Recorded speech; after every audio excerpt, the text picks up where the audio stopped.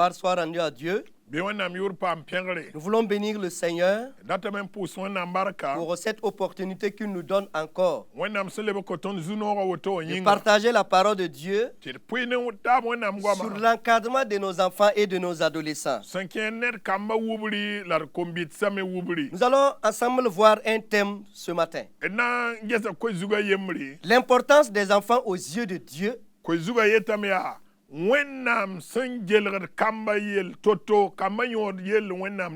Et la responsabilité de l'Église et des parents. Pour commencer, nous lisons dans Matthieu chapitre 18, verset 14. Là-bas, il est dit, Matthieu chapitre 18, verset 14. De même, ce n'est pas la volonté de votre Père qui est dans les cieux qu'il se perde un seul de ses petits.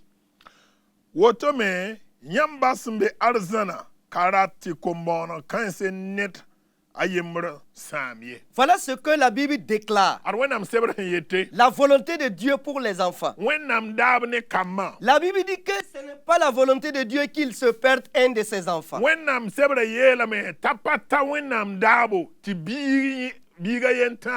Tous les enfants que Dieu t'a donnés, ce n'est pas la volonté de Dieu qu'un enfant se perde.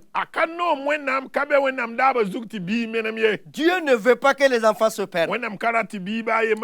Pourquoi les enfants sont si importants aux yeux de Dieu? D'abord, Dieu désire le salut de toute l'humanité. La volonté de Dieu est que tous parviennent au salut.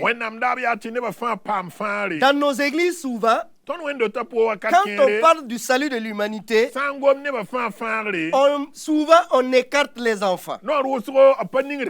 Souvent on ne prend pas compte les enfants. Alors que Romains chapitre 3, 23 dit, tous ont péché et sont privés de la gloire de Dieu. Cela veut dire que les enfants aussi ont péché. Cela veut dire que les enfants ont commis le péché. Et à partir de cet instant, ils sont privés à la gloire de Dieu. Et Dieu voudrait que ses enfants parviennent au salut. Dieu voudrait que ses enfants soient sauvés. Dans Matthieu chapitre 18, verset 16, là-bas Dieu dit, celui-là qui scandalisait un de ses petits, il serait mieux qu'on le mette sous l'eau. Ce sont des avertissements, ce sont des paroles que Dieu dit par rapport à ce que nous pouvons maltraiter les enfants. Cela montre que les enfants sont importants devant Dieu. Dieu également a un plan pour les enfants. Dieu a un plan pour les enfants. Dieu veut que les enfants soient sauvés. Dieu également veut les utiliser dans son œuvre. Dieu veut les utiliser dans l'église. Et nous devrons savoir cela. Mais ce n'est pas que Dieu seul qui a un plan pour les enfants. Le diable également a un plan pour les enfants. Le diable a un plan pour les enfants. Quand vous voyez l'occultisme, le diable utilise les enfants. Beaucoup d'enfants sont enrôlés dans l'occultisme. Beaucoup d'enfants sont utilisés dans l'occultisme. Là, c'est le plan du diable. Prenez les stupéfiants. Prenons la sexualité. Prenons tout ce que vous voyez comme mauvais. Le diable a un plan d'enrôler nos enfants là-bas. Le diable a un plan de s'accaparer de nos enfants. L'immoralité sexuelle. Vous allez voir beaucoup d'enfants qui s'adonnent à la prostitution. Vous allez voir des adolescentes qui s'adonnent à la prostitution. Tout cela, c'est le plan du diable. C'est le diable qui veut les utiliser. Et nous devrons connaître cela. Nous devrons le savoir.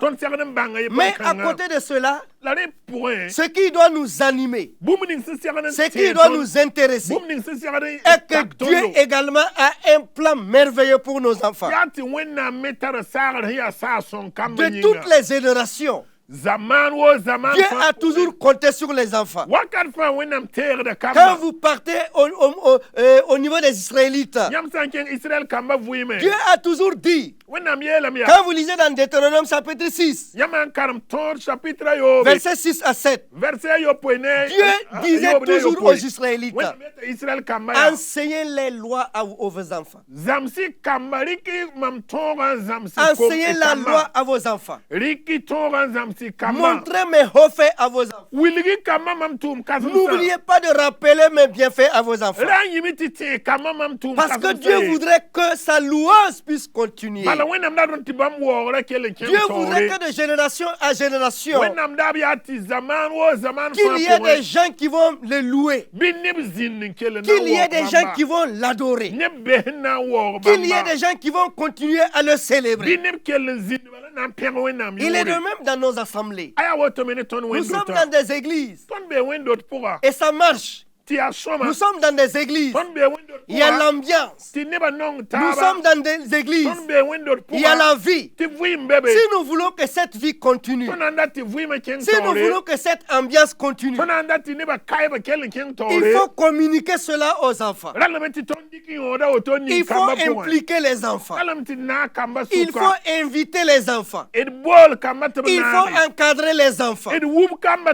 Songez à partager vos dons avec les enfants. Nous avons des grands musiciens dans les églises. Nous avons des grands chantres dans les églises. Mais malheureusement, qui écartent les adolescents, qui écartent les enfants, qui ne veulent pas que les adolescents s'approchent à leur guitare, qui ne veulent pas que les adolescents s'approchent à leur piano. Nous ne sommes pas éternels. Oui, nous sommes bons aujourd'hui. Nous sommes les meilleurs chanteurs aujourd'hui. Nous sommes les meilleurs guitaristes aujourd'hui. Nous sommes les meilleurs pianistes aujourd'hui. Mais nous ne sommes pas éternels. Après-nous, l'Église doit continuer à bouillonner. Mais cela, c'est quand nous allons transmettre notre don aux adolescents. C'est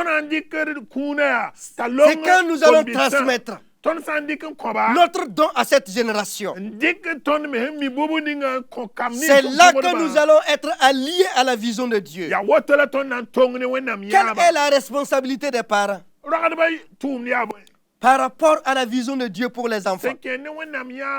Qu'est-ce que les parents doivent faire? Dieu invite toujours les parents à l'accompagner. Tout parent doit éduquer ses enfants selon la vision de Dieu.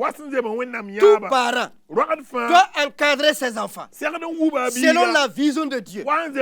L'apôtre Paul dit à Timothée qu'il se réjouit de ce que sa grand-mère a fait, qu'il se réjouit de ce que ses parents ont fait. Les parents ont contribué à ce que Timothée soit plus tard un homme de Dieu. C'est ce que nous parents également nous devrons faire, en accompagnant nos enfants, en les enseignant avec la parole de Dieu, en les éduquant avec la parole de Dieu, en les orientant à marcher selon la parole de Dieu. C'est là que nous allons aider nos enfants. C'est là que nous allons aider nos adolescents à grandir selon la volonté de Dieu, à grandir selon la parole de Dieu. L'Église n'est pas en reste. L'église n'est pas un reste. Le pasteur de l'église n'est pas un reste. Les responsables de l'église ne sont pas un reste. Quelle est votre vision par rapport à vos enfants?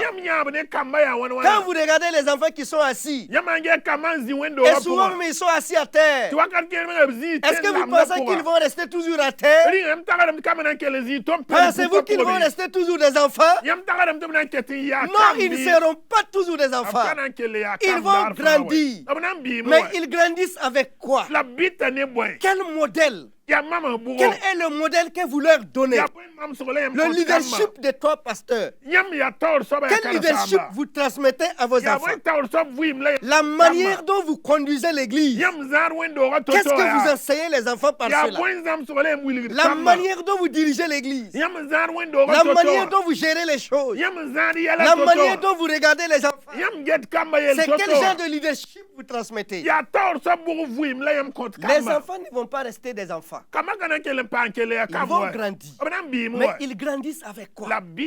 Ils grandissent avec quoi? Vous allez faire un budget. Est-ce que le ministère des enfants a un budget? Vous comptez construire une grande église. Est-ce que vos enfants auront une salle?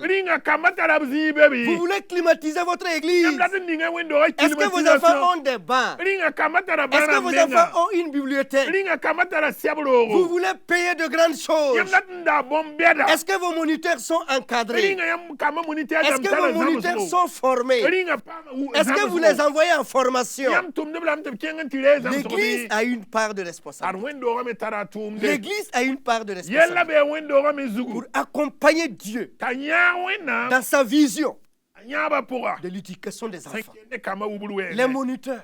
Dieu nous a appelés à encadrer les enfants. Voyons cela comme une noble tâche. Voyons cela comme une noble tâche de participer à la construction de la vie de nos enfants. De participer à la construction des chrétiens. Estimons le ministère. Estimons cet appel-là et faisons-le de tout cœur. Dieu nous a appelés. Demandons à ce Dieu de nous équiper, de nous fortifier, de nous donner la vision afin que nous puissions enseigner les enfants. Dieu compte sur nous tous. Dieu compte sur nous tous. Les enfants que vous voyez, les adolescents que vous voyez, économiquement parlant, ils comptent devant Dieu plus que nous. Les enfants comptent devant Dieu plus que nous. Parce qu'ils ont plus de temps à servir Dieu que nous autres là, qui avons déjà perdu beaucoup d'années, qui avons déjà perdu beaucoup de janvier. Mais ces enfants qui sont assis, cet enfant de 5 ans, cet enfant de 10 ans, Dieu préfère investir dans la vie de cet enfant. Dieu préfère communiquer sa vision dans la vie de cet enfant. Ce n'est pas pour rien qu'il a parlé à Samuel. Élie était là, mais il n'a pas parlé à Élie. Il a laissé Élie et il a tellement communiqué sa vision à Samuel. Chers parents, chers moniteurs, chers pasteurs, c'est le moment que nous puissions nous réveiller. Ne mettons pas les enfants derrière. Ne négligeons pas le ministère parmi les enfants. Prions pour le ministère parmi les enfants. Prions pour les enfants. Prions pour les enfants. Ils sont importants devant Dieu. L'église qui va venir, la relève de notre église est entre les mains de ses enfants. La relève de ton église se trouve entre les mains des enfants. Ce que tu veux que ton église devienne, commence à investir cela aujourd'hui. Commence à encadrer tes enfants selon ta vision. Implique ta vision dans la vie de tes enfants. Ce que tu ne vas pas pouvoir faire, tes enfants vont le faire. David n'a pas pu construire le temple, mais son fils Salomon a construit le temple. Peut-être que tu as des visions et tu n'auras pas le temps de réaliser ces visions-là.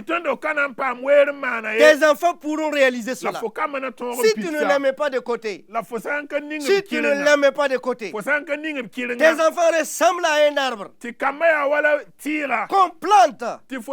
Si tu entretiens bien cet arbre pendant ta vieillesse, tu vas t'asseoir sous l'ombre de cet arbre. Si tu ne dis pas que tu perds ton temps, si tu ne dis pas que tu perds tes biens pendant ta vieillesse, tu ne vas pas regretter d'avoir cédé du temps pour les enfants, d'avoir donné du temps aux enfants, d'avoir donné de la place aux enfants dans ton église. Quand tu iras à la retraite, ces enfants que tu vois, c'est eux qui seront devant. Ils ne vont pas t'oublier. Ils ne vont pas t'oublier. Ils ne vont pas t'oublier. Ces enfants que vous chassez pendant les grandes cérémonies, vous les chassez, vous les mettez dehors et ils sont dehors. Ils ne peuvent même pas gagner la fenêtre pour regarder ce qui se passe. Ces enfants que vous chassez pour donner la place à vos amis, pour donner la place aux grands, ces enfants que vous cherchez, n'oubliez pas qu'ils vont grandir. N'oubliez pas qu'ils vont grandir. Mais ce qui est malheureux, ils grandissent avec le temps que tu as utilisé pour les chercher de l'église. Ils grandissent avec le fouet que tu utilises pour les mettre dehors. Aujourd'hui, tu es fort. Aujourd'hui, tu es puissant. Aujourd'hui, c'est toi qui règnes. Aujourd'hui, c'est toi qui es autoritaire. Mais n'oublie pas, le temps est un autre nom. Le temps, pensez à ses enfants. Pensez à ses enfants. Aidez ses enfants. Dieu a besoin de ses enfants. Dieu veut les utiliser. Mais ce ne sont pas des anges qui vont venir. C'est nous. C'est nous. C'est nous. Jésus a dit, je vais dire à certaines personnes que j'avais fait, mais vous ne m'avez pas donné à manger. Ce sont les enfants. Combien de fois tu as donné à manger à un enfant? Dans ton quartier, y a-t-il pas des orphelins? Y a-t-il pas des orphelins? Est-ce qu'il n'y a pas un enfant qui manque à manger? Est-ce qu'il n'y a pas un enfant qui n'a pas d'habits? Est-ce qu'il n'y a pas un enfant qu'on a cherché de l'école? Est-ce qu'il n'y a pas un enfant qui n'a rien? Est-ce qu'il n'y a pas un enfant qui souffre? Est-ce que tu ne peux pas faire quelque chose? Ne regarde pas seulement tes enfants. Ne regarde pas seulement tes enfants. L'orphelin n'a pas demandé à être orphelin. Le misérable n'a pas demandé à être misérable.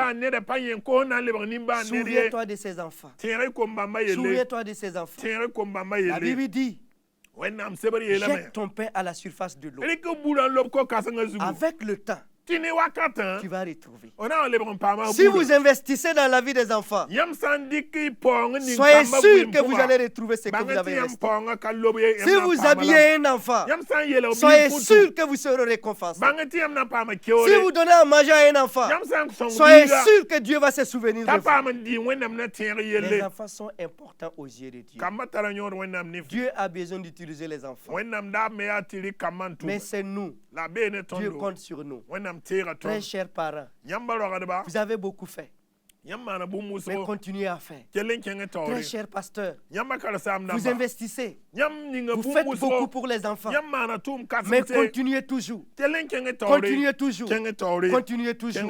Car ces enfants que vous voyez peuvent essuyer vos larmes un jour. Ces enfants que vous voyez peuvent relever le défi un jour. Cher moniteur, continuez toujours. Ne vous lâchez pas. Ne vous lâchez pas. Peut-être qu'on ne va pas applaudir. On ne va même pas vous féliciter. Mais ne regardez pas cela. Regardez celui qui vous a appelé. Travaillez pour lui. Travaillez pour lui. Un temps viendra où il va se souvenir de vous. Que le Seigneur vous bénisse. Que le Seigneur vous bénisse. Et que Dieu nous aide à encadrer ses enfants sur lesquels Dieu compte pour son œuvre, pour son église, pour l'agrandissement de son royaume. Que Dieu vous bénisse et que Dieu vous aide à vous souvenir des enfants. Souvenez-vous toujours des enfants. Souvenez-vous que vous avez été un enfant. Souvenez-vous que quelqu'un s'est donné pour que tu sois ce que tu es. Souviens-toi que quelqu'un a refusé de manger pour toi. Souviens-toi que tu as été un enfant. Et quelqu'un s'est donné pour que tu sois ce que tu es. Donne-toi pour que l'enfant aussi devienne ce que Dieu veut qu'il soit. Que le Seigneur vous bénisse. Que le Seigneur vous bénisse. Au nom de Jésus. Amen. Amen. Amen.